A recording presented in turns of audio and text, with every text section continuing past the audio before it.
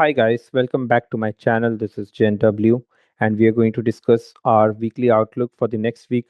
In case if you are somebody who has been consistently hopping different strategies, different entry models and is not able to be profitable, I think it is worth to give my channel a look and to go through the outlook video which I am going to share in the coming few minutes. Hey guys, what's going on? Welcome back to my channel. Let's start with our ritual, which is our weekly outlook for euro dollar, gold, and NAS100. Let's go through the euro dollar first. So on the weekly time frame, what do we see? We had swept liquidity and we had a bearish break of structure. In the last week, as you would see, we had in the last few weeks, we had a continuous bearish order flow with lower highs and lower lows. In the current scheme of thing, what we see here is this weekly sell side liquidity is the next drawn liquidity, which is our external range liquidity. And this is our weekly order block, which is going to be one of our most important areas for trading shorts in the coming week. Now let's go and check out the daily time frame. Daily time frame looks much more cleaner.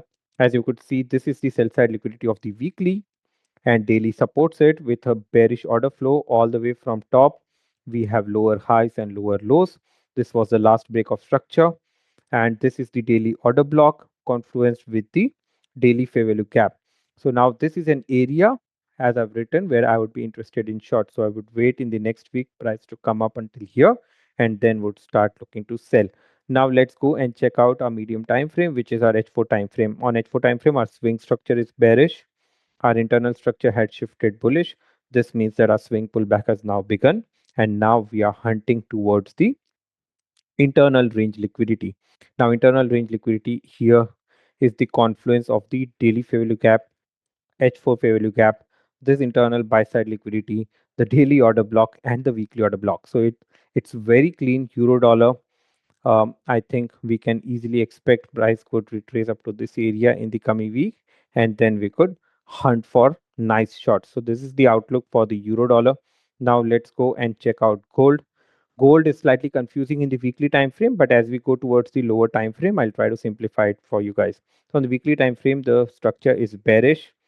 This is our sell side liquidity. This is all what I could gather from the weekly time frame. But as you go to the daily time frame, things get clearer.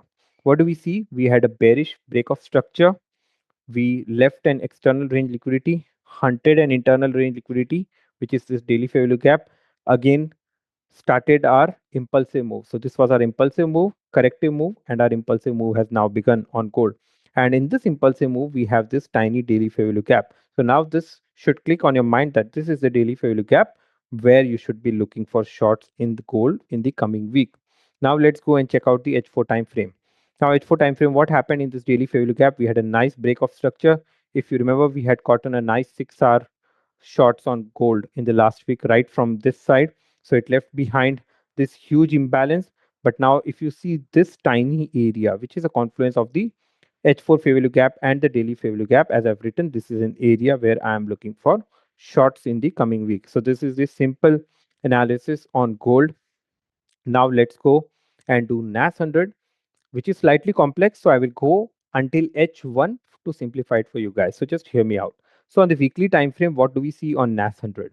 We see that price had swept the internal range liquidity, which is the weekly fair value gap, and we got a bullish continuation in the previous week, right? We couldn't take out this buy side liquidity because Friday was a national holiday and the markets were closed.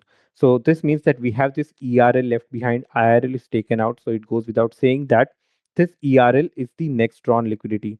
Now let's go and check out the daily time frame. If you look at what happened on the weekly fair value gap on the daily time frame, it's much more interesting. We swept this liquidity, we shifted bullish, we left behind this internal range liquidity. Price mitigated this internal range liquidity, which is the daily fair value gap. Hence, I've written IRL mitigated, and now we have given a bullish initiation. So now there are two external range liquidities. This is the daily ERL, and then this is the weekly ERL. So it goes without saying that if everything goes well, we should be expecting price to take out these buy side liquidity. Now, if you look at H4, and here's where the complication arises, and that's why there is a need to go to H1 time frame. So on the H4 time frame, what happened on the daily fair value gap? We shifted bullish. We mitigated this H4 fair value gap, and we gave a bullish initiation. But there are no immediate FVGs to trade from. So in case of no immediate FVGs to trade from on this time frame, Since we know that price is fractal, we can always go and check out the lower time frames. So on the lower time frame, what do we see on H1? There is this bullish H1 structure. Price went up.